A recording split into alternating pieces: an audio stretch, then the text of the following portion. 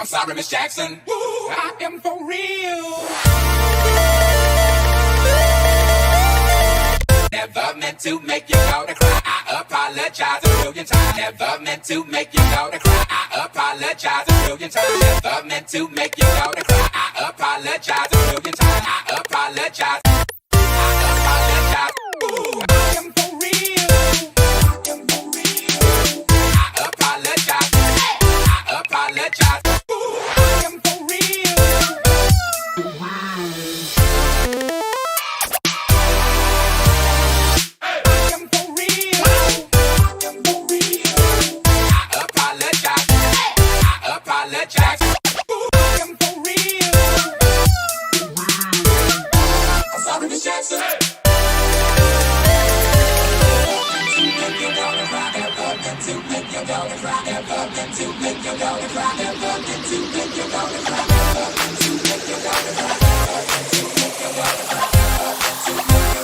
Sorry, Miss Jackson, I am for real.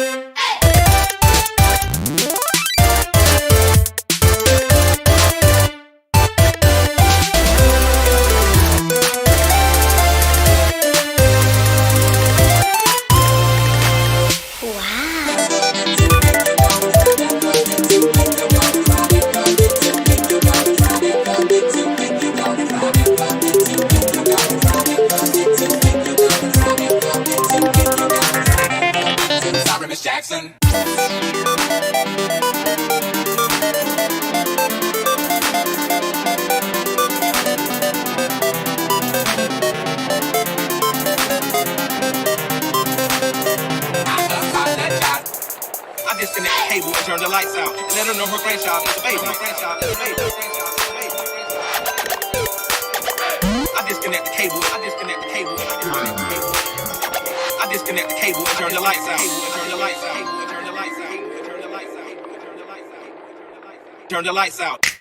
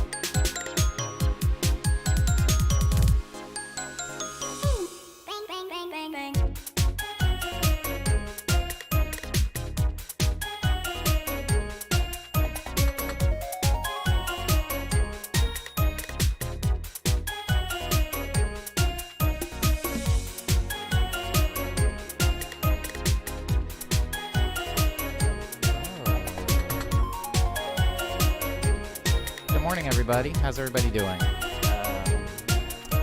This is Morning Medley number 275. Dang, man. Wow.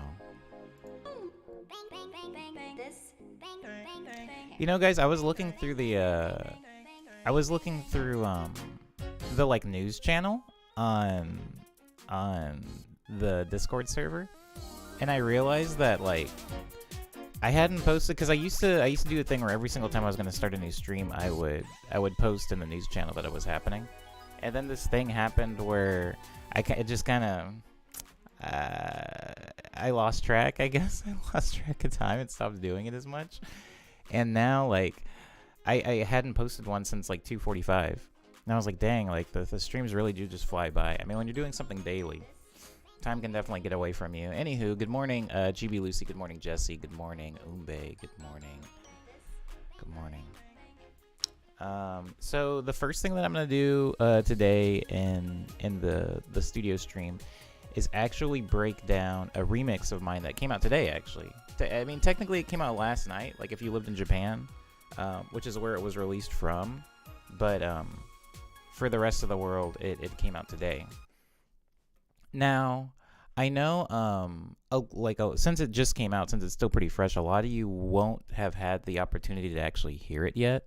I am aware of this, and so in the actual stream, I'm still gonna give a little bit of time before I actually break into it. But in the stream, before I play the song, I am going to, I mean, before I break down exactly how I made the song and all of the different,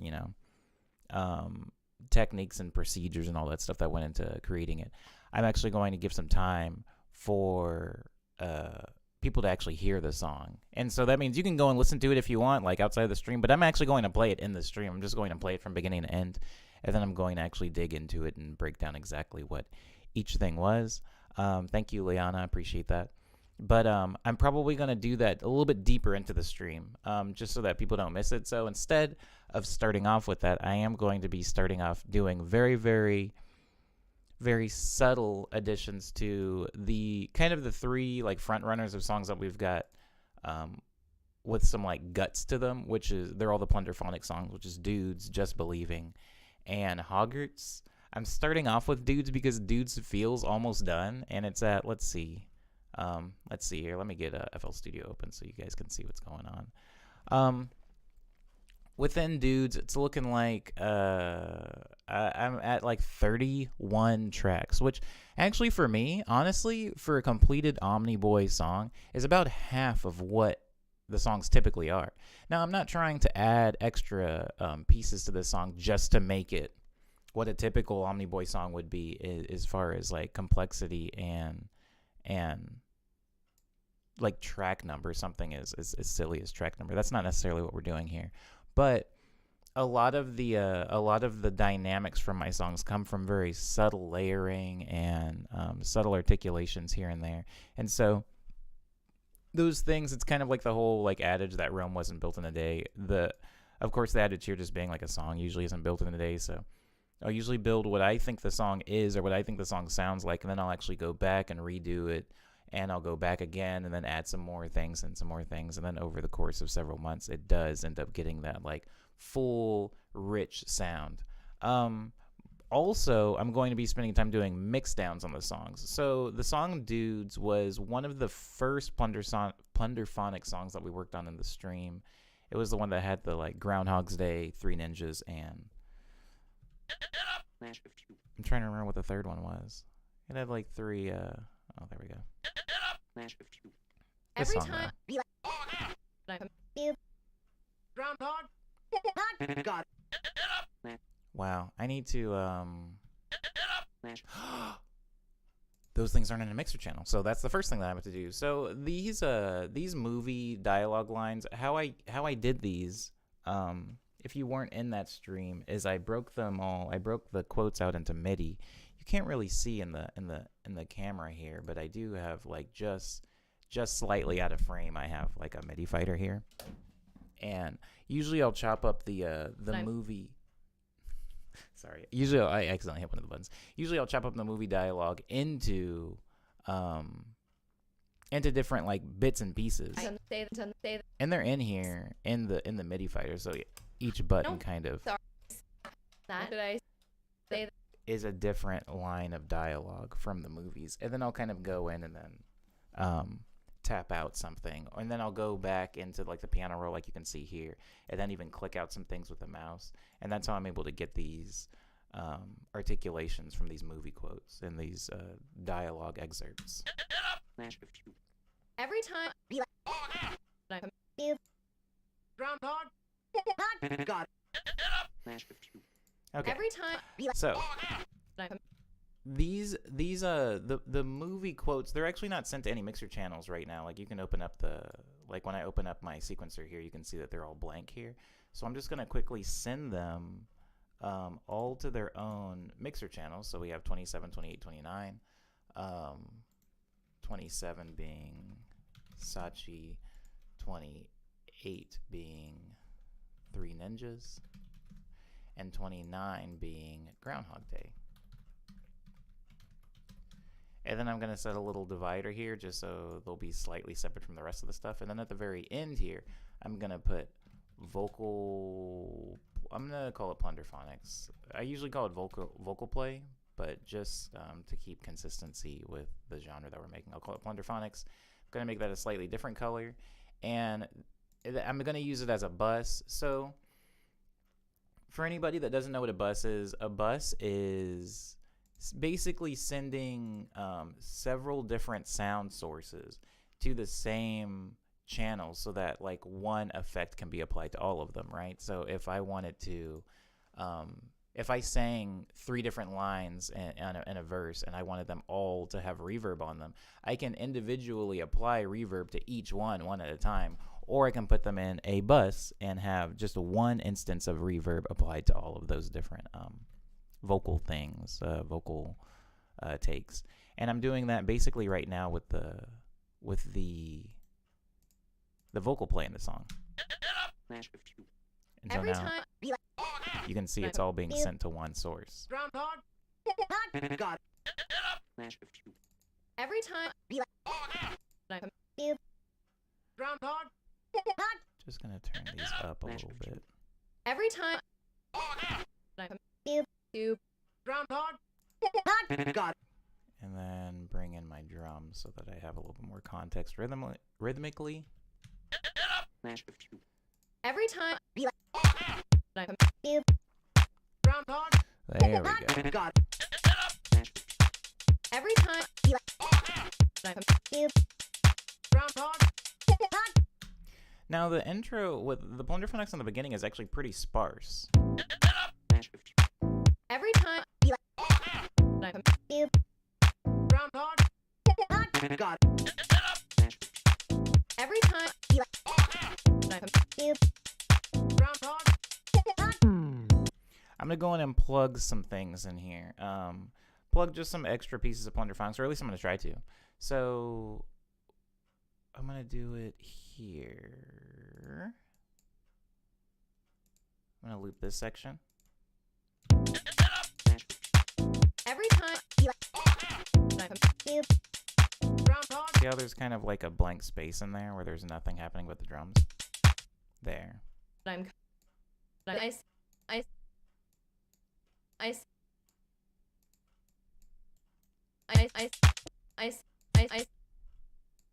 I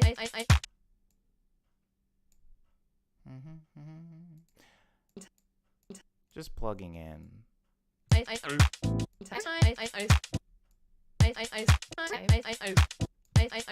Groundhog.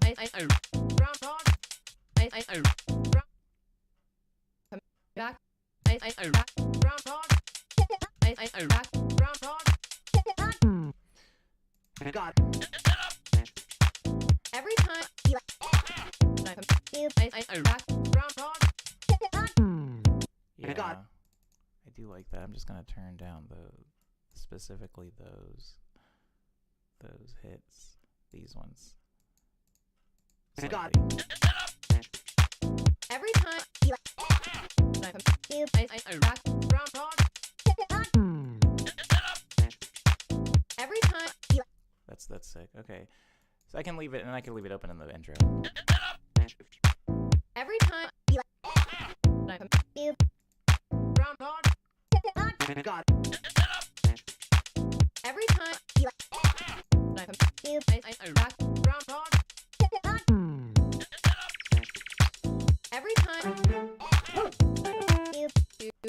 Groundhog. Got it. every time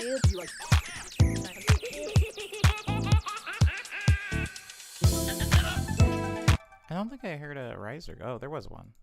Hold on. Every time. You like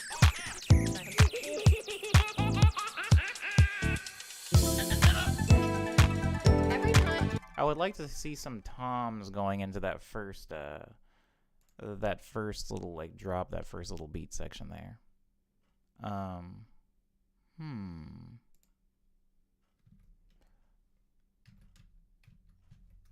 on. Every time. you like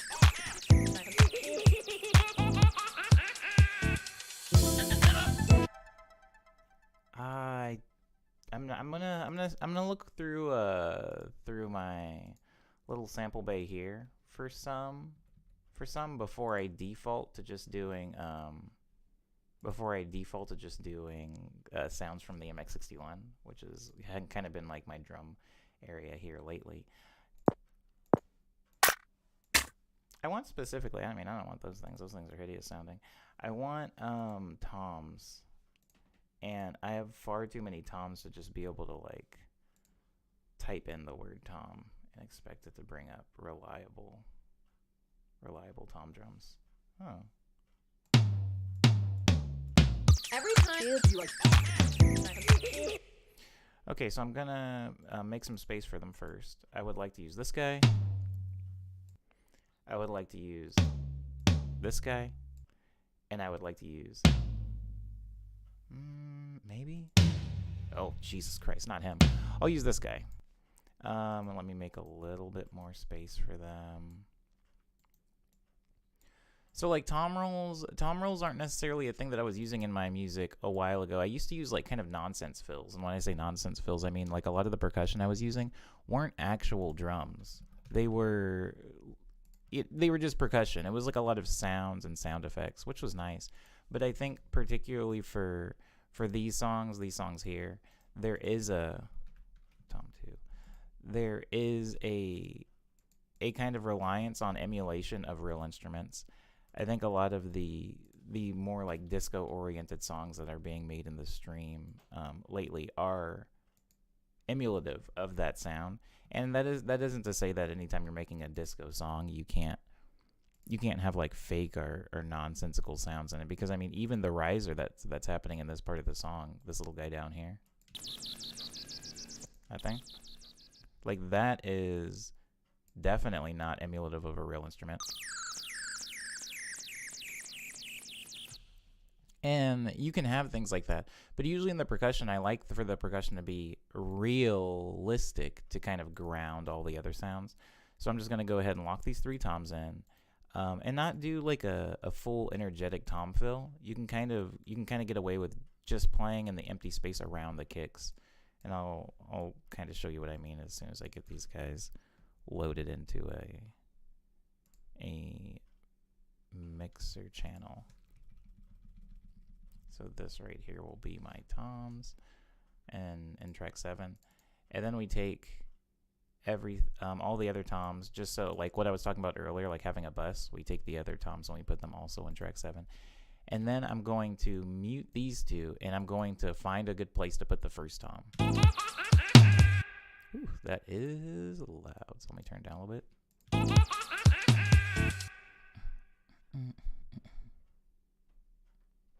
Maybe trying it that way. So like going. Ooh.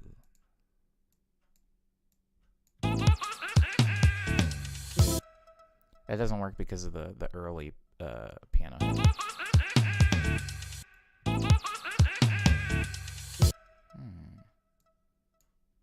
Maybe just all 3 in a line like that.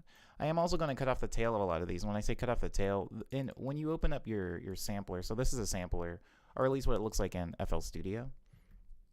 When you open up your sampler, you can have a lot of control over exactly what's happening to the sample when it comes to... Oh, hello, Cordy. Hope you're doing well. Oh, wow.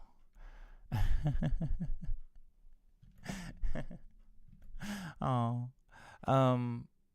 Okay, yeah, anyways, sorry, I just saw the Piano Man comment. You can see this really, really long tail that's attached to this tom right here, right? Like, you can see the initial the initial impact of the sound happens up here, but it trails off for a really long time before it gets to silence. And a lot of times in toms, or not even just in toms, guys, in any drum and any sound, when you have really long tails like that, it can be kind of dangerous because to a lot of our minds, we think, you hit the tom once, and then you can start hitting other things. You hit the tom once, and you can have other sounds. But if you have a really, really long tail on it like that, that means that sound is lingering. It's going to be conflicting also with a lot of your other sounds that you have going on. So, that being said, I try not to have really long tails on my toms. And so in FL Studio, you can actually like mess with the tail, and it's very, very subtle. I don't know if you're seeing this, but when I turn up this knob that's getting rid of the fade out, you can see it shrink in its tail. But the initial part of it, the initial impact, does not change shape at all. So I'm just going to turn that up on all the toms actually to get rid of some of that tail on them. So I can have they're a little bit tighter, overall. Now hear it.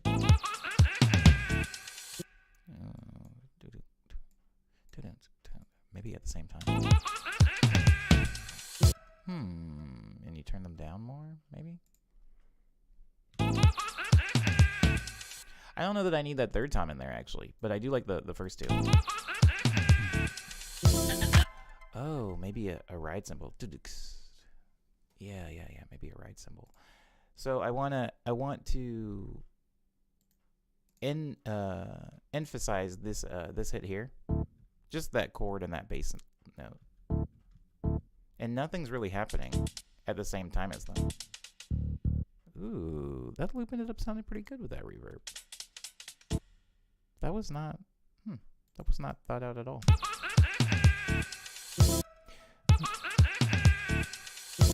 That's really good, but I do want like a ride. Oh, I want a nice ride, not a bad one. But I might end up using one of those. They're just a little bit too resonant. If that makes sense. Like some of the rides are too big. And I know big is kind of like a vague word to use here, but usually when working with any sounds, I would much rather, I'll put it this way, I would much rather compile a lot of very simple small sounds to get a good sound than working with very few big sounds, because I feel like I don't have a lot of control over very big sounds. I feel like very big sounds, and when I say big, this means something like that, like it's taking up a lot of space, it has a really long tail, like I would have to like cut that off, and then I would also have to run it through an EQ, which I'm literally doing now. I'm going to run it through an EQ and cut off some of the low end, because I feel like when I hit a hi-hat, when I hit a cymbal, I don't really want it to have low end. I want it to be very tinny and up in that register, because I don't want it to possibly compete with, pianos, compete with, bass even. I don't know if that's even possible for a Crash to have enough low end to compete with a bass, but it's definitely something that I think about and something I don't want to have happen. So I'm going to go ahead and load this into an EQ. Once I have it in the EQ, luckily for parametric EQ inside of FL Studio, it actually shows you where the sound is with like color. See that? One, it's like really loud, and two, when you play the actual ride cymbal by itself, it'll show you on the EQ, which isn't a thing that a lot of people have or even had a long time ago. See, you can kind of see in the frequency range where it's hitting. You can see that it's kind of up in this area. So it's not happening in the low frequency range at all anyway. I'm just going to cut that out anyway, just to be fair and safe. I'm also going to cut off some of the really high frequencies. It's kind of like, I don't really need to get too much into the science of it, but when doing a lot of EQing, there are frequencies that are so low that you're just not going to hear them because the human ear can't really perceive them. And there are some frequencies that are so high that you can hear them, but you don't need to hear them that hard. You don't need to hear them that loud, And also, just like the low frequencies, some people just can't hear them anyway. So I usually cut out some frequencies up there too. So now that I got that, I'm going to turn it down even more, and I'm going to add a little bit of reverb to it because it's like very dry now, now that I've like shrank it. I might actually reintroduce some of its tail. Let's see what this is. Let's see what this sounds like. Yeah, I'm satisfied with that. I'm probably gonna go back and do some more stuff to it later, but for now, this is good. Every time. Drum on. Every time. Now, the one thing I'm missing in here is I really would like to have an open hi-hat. I have this beautiful, like, I think I played this on the MX61. I did. So I have a ride cymbal, right? That's going throughout the entirety of this part of the track. But I would like for there to be something else that kind of rests between the kick and the clap, you know? Because right now it's just the kick, the clap, and that ride cymbal, which is fine. Because later on, during the second time through, you can see it come in right here. I do add a loop, like a loop that's been like chopped up a bunch of times. So it has this kind of swing to it.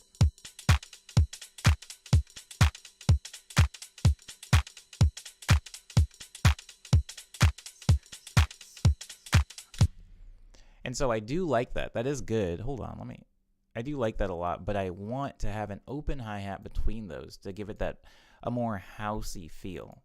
Now, when using open hi-hats, I'm not actually that picky. I'm really picky about those tight closed hi-hats, pretty picky about my rides. When it comes to an open hi-hat, just in my experience and to my ear, there isn't really a lot that it's going to do that's going to take away from the track. Like most of the time, if it's too gaudy or it's too loud or it's too thick or it's too blunt, you can like do a lot of EQ work to cut out that within reason, within reason.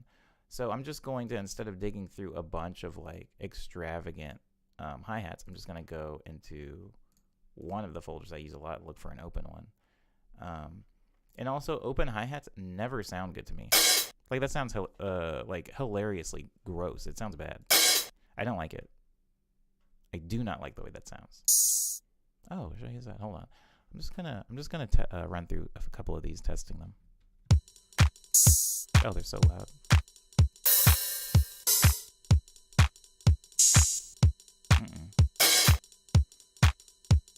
I do like that one, but maybe not to use every single time. Maybe to use incidentally. So, adding, hold on, open hi-hat. So adding incidental percussion sometimes to a track, because like we all work in drum loops. Or when I say we all, I mean me all. I work in drum loops a lot of the time, and so it's really easy to like copy and paste a loop for 3 minutes and then go about your business. It's fine. No one's mad about it. But I think sometimes throwing in just a little incidental drum thing, maybe at the end of every other measure to give the drums a sense of variation is kind of nice. And I do hear this open hi-hat being used in that way.